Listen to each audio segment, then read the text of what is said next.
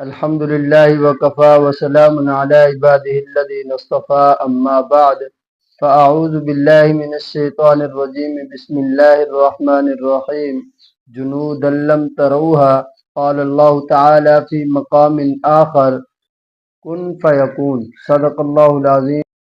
میرے ایک دوست ہے عبداللہ، وہ عید کی شاپنگ کر رہا تھا اور بچوں کے لیے سامان لے رہا تھا، تو اس نے بچوں کے لیے ایک باجا بھی لیا۔ میں نے پوچھا کہ یہ باجا کیوں لیا، اس کا کیا مقصد ہے، اس کی کیا وجہ ہے؟ اس نے کہا کہ یہ بچوں کی ضرورت ہے اور ہمیں بھی باجا بن جانا چاہیے۔ میں نے کہا میں آپ کی بات نہیں سمجھا، مجھے سمجھائیے کیا وجہ، کیا مطلب آپ کا کہ ہم باجا بن جائیں؟ اس نے کہا باجا ایسا ہے کہ اگر ہم اسے زور سے دبائیں تب بھی یہ ایک آواز نکالتا ہے، اسے آہستہ دبائیں تب بھی یہ ایک جیسی آواز نکالتا ہے، اسے ٹیڑھا کر کے دبائیں تب بھی ایک جیسی آواز نکالتا ہے، سیدھا کر کے دبائیں ایک جیسی آواز نکالتا ہے۔ میں نے کہا کہ مجھے آپ کی بات سمجھ نہیں آئی، کیا مطلب؟ اس نے کہا کہ ہمیں بھی اللہ رب العزت کی مخلوق کے لیے باجے کی طرح بن جانا چاہیے۔ اگر لوگ ہمیں دکھ پہنچائیں تب بھی ہم انہیں دعا دیں، لوگ ہمیں تکلیف پہنچائیں تب بھی انہیں ہم دعا دیں، لوگ ہمیں دھکا دے دیں تب بھی ہم انہیں دعا پہنچائیں، لوگ ہمارے ساتھ لڑ پڑیں تب بھی ان کو ہم دعا پہنچائیں، ہمیں گالی دے دیں تب بھی ہم انہیں دعا دیں، لوگ اگر ہمیں تانا دے دیں تب بھی ہم انہیں دعا دیں۔ ہر وقت ہم اللہ کی مخلوق کے لیے دعاؤں کا مجسم بن جائے، ہر وقت اللہ کی مخلوق کو دعائیں دینے والے بن جائے۔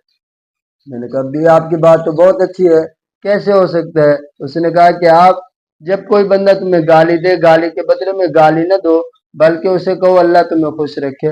جب کوئی تانا دے دے اللہ تیرا بھلا کرے، جب کوئی گالی دے دے، جب تمہارے ساتھ کوئی جھگڑا کر دے تم کو اللہ تیرا بھلا کرے، کوئی دھکا دے دے تم کو اللہ تیرا بھلا کرے، اللہ تجھے خوش رکھے۔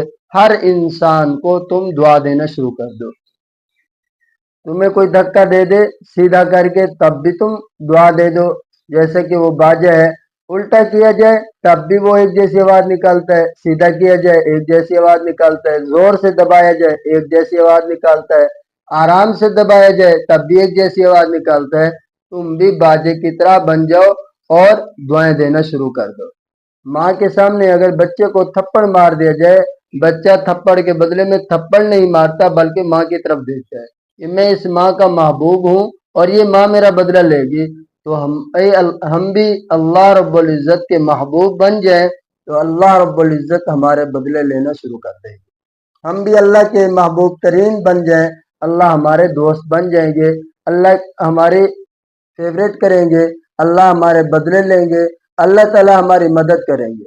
بعض دفعہ اللہ رب العزت انسان کی مدد کرتے ہیں جنود لم تروہا، اسباب کے نقشے میں۔ بعض دفعہ انسان کی اللہ رب العزت مدد کرتے ہیں غیر اسباب کے نقشے میں۔ کن فیکون کہتے ہو جاتا ہے، بظاہر کوئی اسباب نظر نہیں آتے۔ اسی پر ایک چھوٹا سا میں واقعہ تمہیں بتا دوں جس پر تمہیں بات اچھے طریقے سے سمجھ میں آ جائے۔ ایک دلہا اپنی دلہن کو لے کر جا رہا تھا تو راستے میں کیچڑ تھا، وہاں سے ایک درویش گزرنے لگا، تو گزرنے کی وجہ سے کچھ کیچڑ اڑی اور آ کر دلہن کے کپڑوں پہ جا کے گری۔ دلہے کو بہت غصہ آیا تو اس نے درویش آدمی کو زوردار تھپڑ مار دیے اور گالی بھی دے دی، دھکے بھی دے دیے۔ وہ درویش آدمی تھا، اللہ والا تھا، وہ خاموشی سے چلا گیا۔ کچھ دیر آگے گیا، کچھ سفر آگے کیا تو وہ دلہن آگے جاتے ہوئے ایک ٹرک کے نیچے آ جاتے ہیں، مر جاتا ہے۔ لوگ پھر واپس آتے ہیں، اس درویش آدمی کو ڈھونڈتے ہیں کہ اس درویش نے ہمارے بندے کو بد دعا دے دی۔ جب اس درویش کو ملتے ہیں، درویش کو کہتے ہیں کہ اللہ کے بندے، تو نے چھوٹی سی بات پر اتنی بڑی بد دعا دے دی ہے کہ ہمارا دلہا فوت ہو چکا ہے، ایکسیڈنٹ ہو گیا۔ اس نے کہا میں نے تو کوئی بد دعا نہیں دی۔ انہوں نے کہا اللہ کے بندے تو درویش آدمی ہے، فقیر آدمی ہے، تو نے بد دعا دی ہوگی۔ اس نے کہا کہ میں نے کیا کیا تھا؟ لوگوں نے کہا کہ آپ اتنی زوردار وہاں سے گزرے کہ کیچڑ اڑی اور اس کی محبوبہ پر جا کے گری ہے، تو اس کو غصہ آیا، اس نے آپ کو تھپڑ مار دیا۔ اس نے کہا جیسے وہ اس کی محبوبہ تھی ایسے ہم بھی تو کسی کے محبوب ہوں گے، پھر اس نے بدلہ لیا ہوگا، ہم نے تو کوئی بدلہ نہیں لیا۔ اسی طرح ہم بھی اللہ کے محبوب بن جائیں۔ اللہ کی مخلوق کو اگر ہم دعائیں دینا شروع کر دیں گے، اللہ کے محبوب بندے اور بندیاں بن جائیں گے، اللہ کی مخلوق کے ساتھ خیر خواہی کرنا شروع کر دیں گے، اللہ تعالیٰ کا ہمیں قرب حاصل ہوگا، روحانی ہمیں ترقی ملے گی۔ اور بعض دفعہ اللہ رب العزت غیر اسباب انسان کی مدد فرماتے ہیں۔ اللہ فرماتے ہیں کن فیکون، ہو جا وہ ہو جاتا ہے۔ مثال کے طور پر حضرت صالح علیہ الصلاۃ والسلام کی اونٹنی پتھر میں سے نکلتی ہے، کوئی اسباب نہیں۔ حضرت موسیٰ علیہ الصلاۃ والسلام کی ماں کو اللہ کا حکم آتا ہے پانی میں ڈال دیجئے، کوئی اسباب نہیں ہے بچنے کے، اللہ بچا کے دکھا دیتے ہیں۔ حضرت مریم علیہ الصلاۃ والسلام کو بھوک لگتی ہے، اللہ رب العزت وہ پھل بھیجتے ہیں جو بازار کے اندر دستیاب ہی نہیں ہے، جن کا موسم بھی نہیں ہے، اللہ بغیر اسباب کے دے دیتے ہیں۔ حضرت ابراہیم علیہ الصلاۃ والسلام اللہ رب العزت سے دعا کرتے ہیں یا اللہ میں اولاد دے دے، کوئی اسباب نہیں ہے، بظاہر خود بوڑھے ہو چکے ہیں، بیوی بانجھ ہو چکی ہے، اللہ رب العزت نے بڑی عمر کے اندر اولاد عطا کر دی ہے، کوئی اسباب نہیں ہے۔